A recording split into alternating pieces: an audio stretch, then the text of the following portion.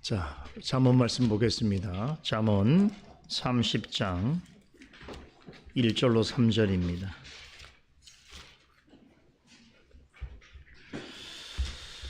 잠언 30장 1절로 3절 말씀 우리 한 목소리 읽겠습니다. 이 말씀은 야게의 아들 아굴의 잠언이니 그가 이디엘과 우갈에게 이른 것이니라. 나는 다른 사람에게 비하면 짐승이라. 내게는 사람의 총명이 있지 아니하니라. 나는 지혜를 배우지 못하였고 또 거룩한 자를 아는 지식이 없거니와. 자, 이제 우리가 살펴볼 잠언이 2장 남았습니다. 30장, 31장인데요. 사실상 잠언은 우리가 지금까지 살펴봤던 29장까지의 내용으로 그동안 잠언을 통해서 일관되게 진술되고 또 전달된 교훈은 거의 마쳤다 이렇게 봐도 과언이 아닙니다. 그러면 남은 2장은 무엇인가? 잠언 전체를 정리하는 동시에 또 특별한 선물로 주어진 일종의 보너스 장입니다. 그래서 어떤 학자들은 전체의 부록이기도 하다 이렇게 전하기도 하는데요. 자, 그런 것을 확인해 볼 수 있는 여러 가지 증거들이 있는데 일단은 이 30장, 31장은 전체 내용이 매우 독립된 장으로 구성이 되어 있습니다. 30장을 보시면 1절에 이 아굴이라고 하는 사람의 잠언이다라고 말을 하고 31장에 보게 되면 르무엘이라고 하는 왕이 전한 잠언이다 이렇게 얘기하죠. 그러니까 우리가 앞서서는 어떤 한 인물에 전하는 잠언의 내용들이 아주 길게 진술이 되었다고 한다면 30장, 31장은 마치 우리에게 또 다른 선물을 주듯이 두 사람에 의해서 쓰여진 지혜의 말씀을 우리에게 전해주고 있는 전체 부록 같은 선물이다 이렇게 이해할 수 있겠습니다. 자, 그런데 30장, 31장에 저자라고 소개되고 있는 두 인물은 미지의 인물입니다. 특히 30장을 기록한 것으로 소개되고 있는 아굴에 대해서는 알려진 바가 거의 없습니다. 아굴이라고 하는 이름은 오늘 이 성경 본문의 처음이자 마지막으로 등장하고 있습니다.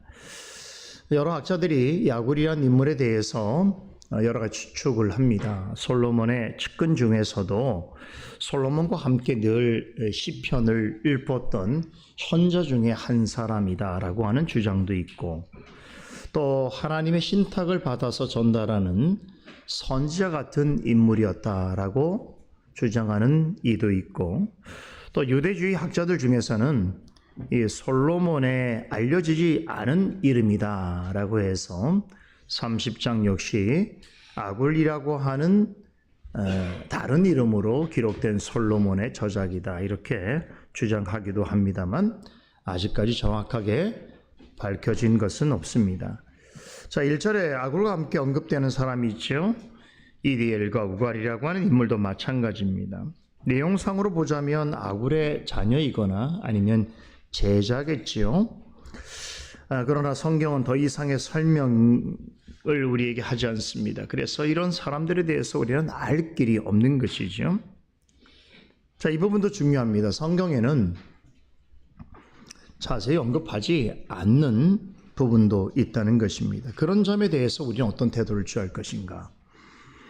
성경에서 더는 언급하지 않는 부분에 대해서는 특별한 호기심이나 필요 이상의 궁금증을 가질 필요가 없다는 것입니다.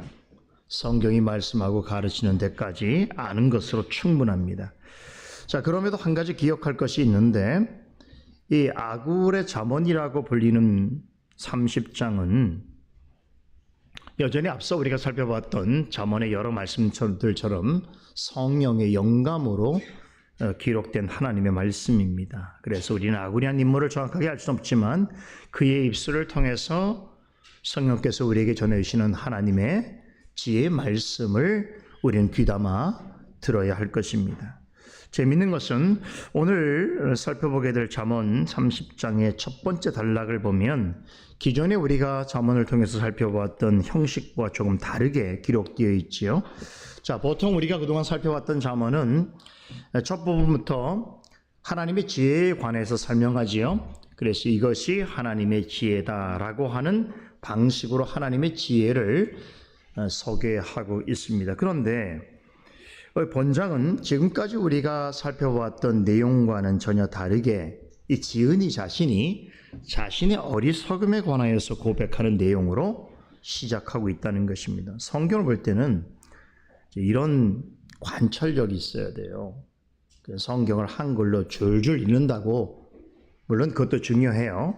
그런데 이제 어느 정도 교회를 다니고 성경 말씀을 듣게 되면 성경을 볼 때에 이렇게 관찰력을 가지고 보셔야 돼요. 왜 이게 이렇게 기록이 됐을까? 이렇게 보셔야 돼요. 그죠?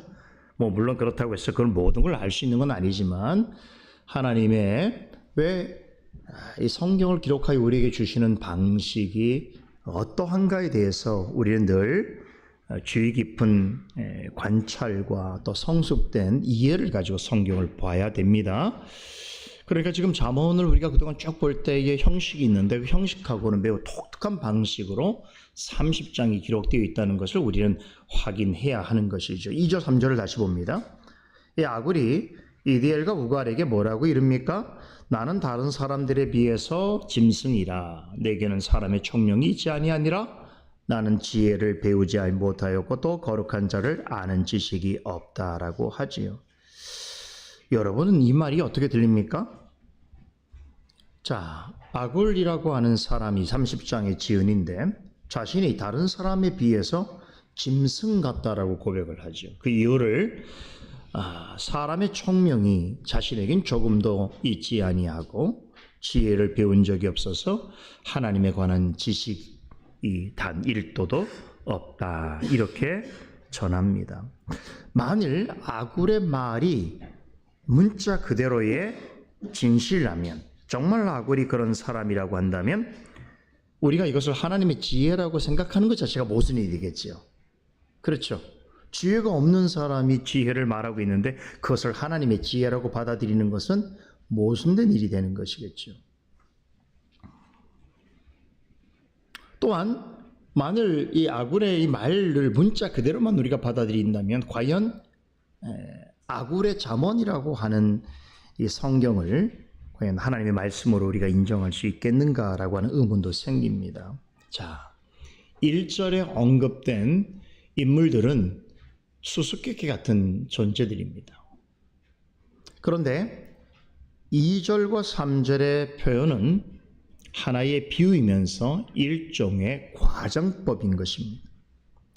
무엇을 화자가 말하려고 할 때에 그 말을 전하려고 하는 핵심을 어떠한 방식으로 전달하는가라고 하는 것, 그것이 굉장히 중요한 부분인데요. 아굴은 잠언을 기록할 정도로 지혜자입니다. 그럼에도 불구하고 자신은 총명이었고 지혜를 배우지 못한 짐승 같다고 하는 것이지요. 여기는 반어법적인 역설적 의미가 내포되어 있습니다. 하나님의 지혜의 분량과 가치는 세상에서 아무리 탁월한 지혜자라 할지라도 그것을 다 안다라고 자신할 수 없다는 것이죠. 하나님의 지혜는 그만큼 깊고 크다는 것입니다. 아무리 지혜로운 사람이라도 우주보다 더 넓고 바다보다 더 깊은 하나님의 지혜 앞에서는 아둔한 짐승과 다를 바가 없다. 이런 의미로 말하는 것입니다. 우리는 주일마다 성경을 공부하고 강단을 통해서 지혜의 말씀을 듣습니다. 하나님께서 허락하신다면 우리의 남은 생애 동안 우리는 평생 성경을 듣고 배우게 될 것입니다. 그런데 우리가 남은 평생을 이런 일을 계속한다고 해서 우리의 머리와 마음 속에 하나님의 지혜 전체를 다 빠짐없이 담을 수 있겠는가? 우리가 하나님에 대해서 모른다고 할 것이 아무것도 없을 만큼 완벽하게 다 알 수 있겠는가? 그렇죠? 묻게 되는 것이죠. 아굴의 입장에서 말을 하자면 그럴 수 없다라는 것입니다. 하나님으로부터 직접 지혜의 말씀을 전해 들은 아굴은 다른 사람에 비해서 자신은 총명이 부족하고 자랑할 만한 지식이 없다라고 고백합니다. 그런 자신이 짐승과 같은 존재에 불과하다면 여러분, 우리는 과연 하나님 앞에서 어떠한 고백을 해야 하겠습니까? 인류 역사상 가장 지혜로웠던 한 사람을 고르라면 누구겠습니까? 어떤 사람이겠어요? 바로 오늘 잠언서의 대표적인 저자지요. 또한 전도서를 기록한 솔로몬일 것입니다. 솔로몬이 전도서에서 이렇게 고백합니다. 전도서 7장 23절 24절에 이르기를 내가 이 모든 것을 지혜로 시험하며 스스로 이르기를 내가 지혜자가 되리라 하였으나 지혜가 나를 멀리 하였도다. 이미 있는 것은 멀고 또 깊고 깊도다. 누가 능히 통달하랴 라고 고백합니다. 한때 인류 역사를 통틀어서 하나님으로부터 가장 큰 지혜의 선물을 받은 솔로몬마저 지혜는 자신으로부터 너무 멀리 떨어져 있으며 너무나 멀고 깊어서 남들 그 지혜를 다 안다고 말할 수 있겠는가? 이렇게 고백하고 있단 말이에요. 여러분, 하나님의 지혜는 하나님의 속성입니다. 곧 하나님을 닮았다고 볼 수 있습니다. 이 사실을 시편 147편 5절은 이렇게 증거합니다. 우리 주는 위대하시며 능력이 많으시며 그의 지혜가 무궁하시도다. 하나님의 지혜는 하나님처럼 무궁하고 영원하다는 것입니다. 하나님의 지혜는 끝이 없는 우주처럼 광활하고 위대합니다. 그런데 사람이 어찌 이러하신 하나님의 지혜를 다 안다고 할 수 있겠는가 하는 것입니다. 아굴이 2절과 3절에서 나는 다른 사람보다 우둔한 짐승이며 나에게는 총명이 없고 나는 지혜를 배우지 못했으며 지극히 거룩하신 분을 아는 지식도 깨우치지 못하였다라고 고백하는 것은 이러하신 하나님의 지혜의 속성을 잘 알고 있기 때문입니다. 누구보다도 하나님의 지혜를 깨달아 알고 있는 지혜자이기에 이런 말을 할 수 있는 것이. 여러분, 하나님 앞에서 많이 안다고 자만하거나 자랑할 사람은 아무도 없습니다. 세상에는 천재가 있습니다.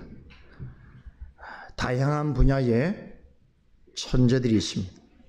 그러나 하나님을 아는 일에는 천재가 없습니다.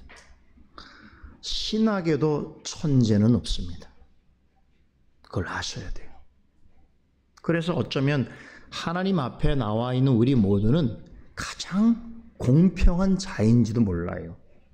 하나님 앞에서는 조금의 아는 지식으로 누가 낫고 누가 못하고 하는 일들이 없습니다.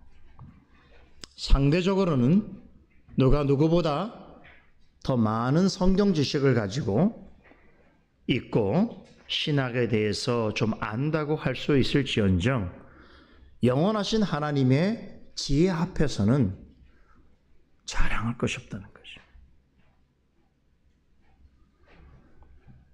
우리는 평생 하나님을 알아가는 일에 힘써야 합니다. 그런데 이 일이 사람의 머리와 사람의 힘과 의지로만 되는 일이 아니라는 것이, 만일에 하나님을 아는 지식을 얻는 것이 사람의 지혜와 IQ 순으로 따지자면 우리가 여기 와 있을 수 있을까요? 어느 정도 축에 끌길까요? 그렇죠.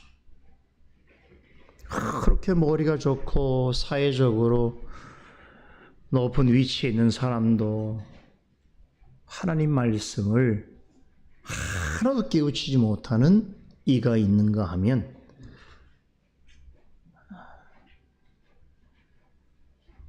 한글조차 떼지 못한 할아버지 할머니도, 글을 읽지 못하는 문맹인도 복음을 듣고 깨닫고 하나님을 아는 자도 있습니다. 신기한 일이죠.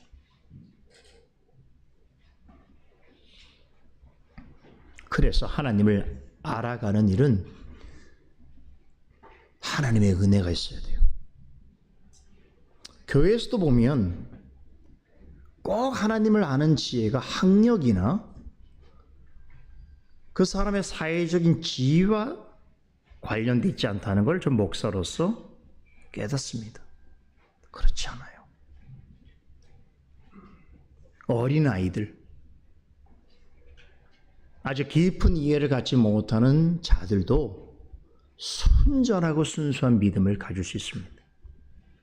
하나님에 대해서 순수한 지혜를 가질 수 있는 것이.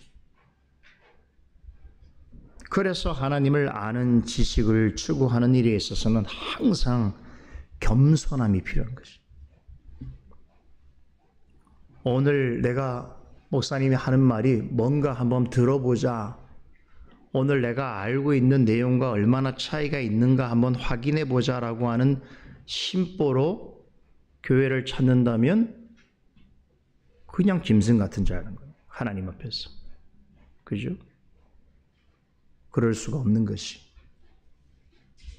겸손하게 엎드려 경배하듯이 하나님의 지혜를 들어야 하는 것이. 우리의 남은 시간 동안 하나님을 아는 지식을 아무리 우리가 열정적으로 추구한다 하더라도 우리의 머리와 마음에 하나님의 무궁한 지혜를 다 담을 수 없습니다. 하나님에 관한 모든 것을 다 깨달을 수 없거니와 하나님의 지혜를 다 안다고 자신할 수 없습니다.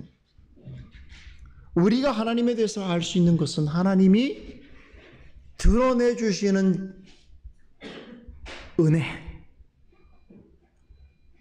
하나님이 가르쳐 주시는 그 대까지만 하나님을 알게 되는 것이. 여러분 욥을 기억하시지요? 욥은 우리와는 비교할 수 없을 정도로 경건하고 지혜로운 사람입니다. 그런 사탄의 시험으로 지극히 큰 어려움을 만났을 때에도 자신을 방문한 세 친구와 격렬한 논쟁을 벌였습니다. 큰 환난을 만나서 크게 상심하고 괴로워하고 있는 중에도 욥은 친구들이 하나님에 대하여서 잘못 생각하고 있는 부분들을 하나하나 논박했습니다. 그리고 마침내 세 친구와의 오랜 논쟁에서 욥은 승리했습니다. 대단해요. 대단해요. 그런데 하나님께서는 그런 욥의 태도를 칭찬하지 아니하십니다.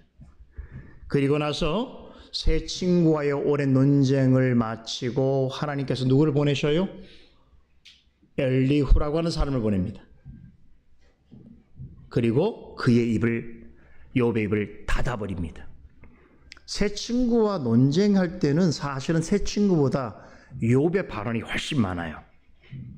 그런데 하나님께서 엘리후를 보내셨을 때부터 욥은 한마디도 못합니다. 그리고 하나님께서 엘리후라는 사람을 통하여 욥이 스스로 깨닫지 못하는 그의 자만과 어리석음을 드러내십니다.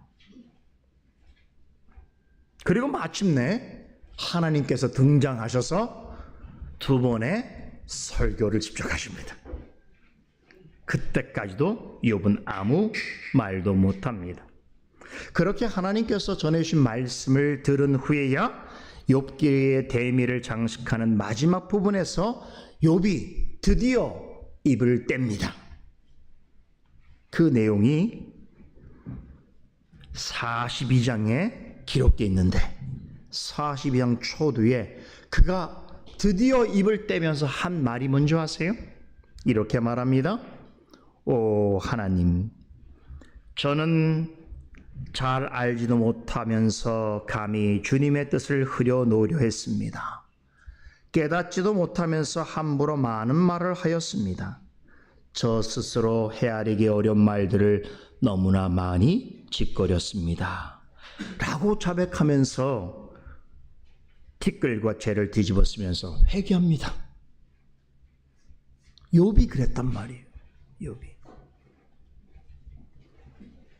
인류 전체를 통틀어서 욥과 솔로몬 같은 사람은 하나님의 지혜에 관한 0.000000001%에 들만한 진리 엘리트들입니다.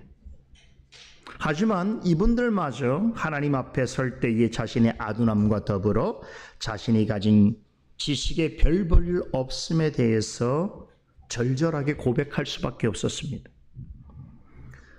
요즘 우리가 주일 오후 시간에 칼빈의 기독교 강요에 대해서 배우고 있는데 이 첫 번째 기독교 강요의 주제가 되는 하나님의 지식에 관한 부분도 이와 관련된 교훈을 전하고 있습니다. 칼빈은 사람에게는 본성적으로 하나님을 알 수 있는 신적인 지각력, 인식의 능력이 있다라고 전합니다. 신의식, 곧 종교의 씨앗이 심겨져 있다는 것이지요. 하나님께서 사람을 지으실 때에 짐승과 구별된 특징으로 사람의 마음속에 이것을 심어 두셨기 때문인데 사람은 마음 깊숙이 심겨져 있는 종교의 씨앗으로 인해서 동물과 다르게 신을 찾고 의지합니다. 이것이 외부로 표출된 양상이 종교인 것이죠. 켈빈은 모든 사람의 마음속에 종교의 씨앗이 자리 잡고 있는 이상 실제적으로 무신론자는 없다라고 합니다. 그러나 그럼에도 불구하고 세상에는 마음에 하나님이 없다고 하는 자들이 가득하고 하나님이 아닌 것을 신으로 만들어 섬기고 우상을 찾는 사람들이 많습니다. 성경에서 가르치는 참된 신과 참된 종교를 추구하지 아니하고 사람들의 생각으로 만들어진 신과 사람들에 의해서 가공된 종교를 믿고 따르는 사람들 또한 많습니다. 나아가서 하나님이 없다고 믿는 무신론자들도 많습니다. 왜 이런 현상이 나타나는가? 켈빈은 그 원인을 죄로 인해 하나님에 관한 지식이 왜곡되고 부패되었기 때문이라고 합니다. 그 결과로 맺어진 나쁜 열매가 있는데 미신과 우상 숭배이고 위선과 거짓 종교라고 합니다. 켈빈의 기독교 강요 해설 첫 시간에 인간이 지닌 이 이성의 능력과 한계에 대해서 제가 설명을 드렸지요. 사람이 하나님을 알려고 하면 이성이 있어야 됩니다. 이성적 존재이기 때문에 하나님에 대해서 알 수 있는 것이죠. 그런 면에서 인간에게 있어서의 이성이라고 하는 것은 하나님을 아는 데 있어서의 필수적인 수단입니다. 그런데 문제는 죄로 인해서 인간의 이성까지 오염되고 부패되었습니다. 따라서 타락한 이성으로는 하나님에 관한 거룩하고 신령한 지식을 가질 수 없게 되었습니다. 그래서 제가 무슨 말씀을 드렸어요? 하나님을 알려면 인간의 이성도 거듭나야 된다고 말씀을 드렸습니다. 인간의 이성도 중생되어야 하는 것입니다. 그래서 중생한 이성으로야 거룩하신 하나님에 대해서 알 수 있습니다. 하나님에 관한 신령한 지식을 가질 수 있습니다. 그러나 우리가 중생한 이성을 가지고 있다고 해도 하나님에 관한 모든 것을 다 알 수 있는 것은 아닙니다. 하나님이 우리에게 말씀을 통해서 알려주시고 말씀으로 명확하게 드러내신 것에 관해서만 알 수 있습니다. 중생한 이성이라도 하나님이 말씀하지 아니하시면 또 어떤 일을 감추시면 그것에 대해서는 알 수 없는 것입니다. 이처럼 하나님과 사람 사이에는 결코 닿을 수 없는 절대 간극이 존재합니다. 절대적 간극 차이가 있다는 거예요. 그래서 세상에서 좀 높은 지능을 가지고 좀 배움이 있다라고 하더라도 하나님을 절대로 아는 것은, 절대적으로 하나님을 다 아는 것은 불가능합니다. 사도 바울은 고린도전서 13장 12절에서 지금 우리가 하나님을 아는 것은 마치 거울을 보는 것 같이 희미하다라고 했습니다. 거울을 보는데 왜 희미하죠? 왜 그런 표현을 썼을까요? 당시의 거울은 지금 우리의 거울과 다르기 때문에 그렇습니다. 지금은 거울이 너무나 흔하지만 사도 바울이 활동하던 시대만 하더라도 이 거울이라고 하는 것은 여러분 귀족들만 사용할 수 있었습니다. 더군다나 그 거울은 청동으로 만들어졌습니다. 청동으로 만들어졌다 보니 아무리 광택을 내도 선명하게 볼 수 없었습니다. 또 거울을 볼 때에는 자신이 취장하고 있는 것들을 다 벗고 얼굴을 비춰봐야 되기 때문에 우리처럼 전신 거울 같은 게 존재하지 않아서 전체의 자기 모습은 볼 수가 없었습니다. 그래서 사도 바울이 당시에 거울을 예로 든 것이에요. 우리가 이 땅에 사는 동안에 하나님을 아는 것은 마치 이렇게 불투명한 거울 앞에 서는 것 같다는 것이, 하나님에 대한 완전한 지식을 가질 수 없다는 뜻입니다.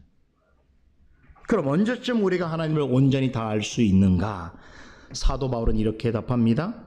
그때에는 얼굴과 얼굴을 대하여 볼 것이요 이제는 내가 부분적으로 아나 그때에는 주께서 나를 아신 것 같이 내가 온전히 알리라 라고 했습니다. 바울이 말하는 그때는 어느 때를 말하는 것이겠습니까? 우리가 주님 앞에 서게 되는 날이죠. 이 땅에서 생을 마친 후에 하나님의 영원한 나라에 들어가게 되는 그때를 가리킵니다. 그때에는 주님을 어떻게 본다고요? 거울이 필요 없어요. 얼굴과 얼굴을 대면하여 맞대서 서로를 보듯이, 그러니까 코앞에서 보게 되는 거겠죠. 주님도 그렇게 우리가 뵙게 될 것이고, 그럴 때에 이 땅에서 사는 동안 부분적으로 알게 되었던 모든 진실을 단번에 확인하게 될 것입니다. 마치 얼굴과 얼굴을 맞대어 보는 것처럼 주님에 관하여서, 주님과 관련된 모든 일들에 대해서 그 진실을 온전히 알게 될 것입니다. 우리가 이 땅을 사는 동안 열심히 하나님을 아는 지식을 추구하고 배워가야 되겠지만, 하늘보다 더 높고 바다보다 더 깊고 우주보다 더 넓은 하나님의 지혜를 우리는 다 담을 수 없습니다. 이렇게 죄로 물든 인생이 완전히 거룩하신 하나님을 다 안다고 할 수 있겠습니까? 세상에서 일어나는 일에 대해서뿐만 아니라 우리가 학교에서 배우는 것에 대해서도 다 알고 있는 사람은 아무도 없습니다. 그런데 그런 것들과는 비교할 수 없는 힘이 크고 깊으신 하나님의 생각을 어찌 다 안다고 자신 있게 말할 수 있겠습니까? 하나님 앞에서 사람은 티끌 같은 존재입니다. 제가 가끔 말하죠. 사람은 우주의 먼지 같은 존재다. 그런 존재가 영원하고 무궁한 하나님을 다 안다고 하는 것은 사실상 불가능한 일입니다. 그래서 개혁주의 신학의 그 실론의 첫 페이지에 나오는 첫 번째 주제가 뭔지 아십니까? 하나님에 관한 지식 중에 하나님의 불가해성이라고 하는 주제입니다. 여기서 불가해하라고 하는 말은 헤아릴 수 없다는 뜻입니다. 신학은 하나님을 아는 학문이지만 개혁주의 신학은 하나님의 불가해성이라고 하는 주제로부터 하나님에 관하여 설명합니다. 하나님의 불가해성은 불가지론을 말하는 것이 아니에요. 불가지론이란 하나님에 대해서 우리는 아무것도 알 수 없다라고 하는 주장입니다. 그러나 감사하게도 하나님께서는 창조하신 모든 만물 가운데 하나님을 알 만한 것들을 나타내 보이셨습니다. 그러나 그럼에도 하나님의 본질과 속성은 무한합니다. 유한한 사람으로서 무한하신 하나님을 다 알 수 없습니다. 그래서 욥기 17장 7절에 내가 하나님의 오묘함을 어찌 능히 측량하며 전능자를 어찌 능히 완전히 알겠느냐라고 욥의 세 친구 중에 소발이한 사람이 욥이 너무 하나님에 대해서 다 알고 있는 것 마냥 이야기하니까 이렇게 이야기한 거예요. 그 친구는 욥을 비난하기 위해 한 말이지만 사실상 이건 맞는 말이에요. 욥이 너무 당당하게 자신의 고난의 의미와 또 그걸 통하여 하나님이 하시는 모든 일을 다 알고 있는 것처럼 막 말을 하니까 친구가 이렇게 말한 거예요. 내가 어찌 하나님의 오묘함을 다 측량하며 전능자를 완전히 안다고 말할 수 있겠느냐. 이렇게.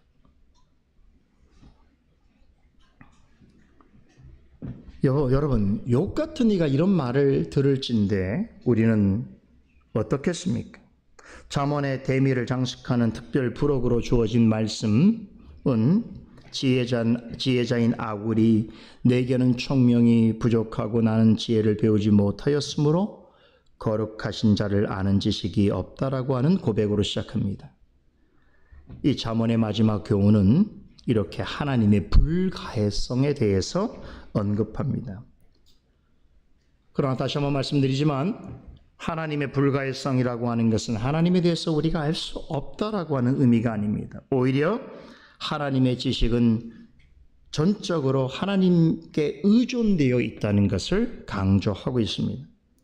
거룩하지 않는 자가 거룩하신 하나님을 안다는 것은 사실상 불가능하기 때문에 하나님을 알고자 할 때에 하나님 앞에서 우리 자신의 절대적인 한계를 인정하고 겸손하게 하나님께서 우리로 하여금 하나님에 대해서 알게 하시는 뜻과 섭리에 따라서 하나님을 알아가는 일에 힘써야 한다는 것이, 이게 오늘 우리가 살펴본 아굴의 고백에 담겨 있는 진짜 의미입니다.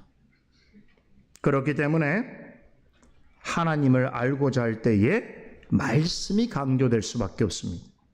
왜 그렇습니까?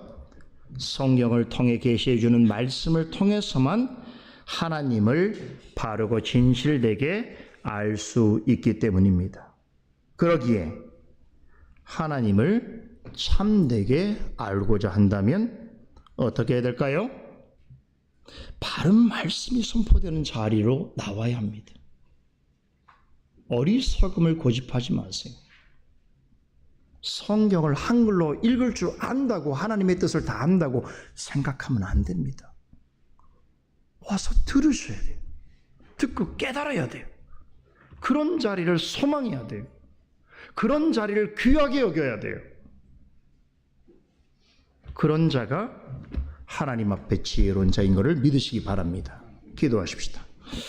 거룩하신 하나님, 오늘 복되고 거룩한 주님의 날에 우리를 불러주시고 또 잠언 말씀을 통하여 하나님에 관하여 배우게 하여 주심을 감사드립니다. 우리의 하나님을 아는 지식이 전적으로 하나님께 의존되어 있음을 고백합니다. 오늘도 우리에게 필요한 하나님의 지혜의 말씀을 들려주시옵소서.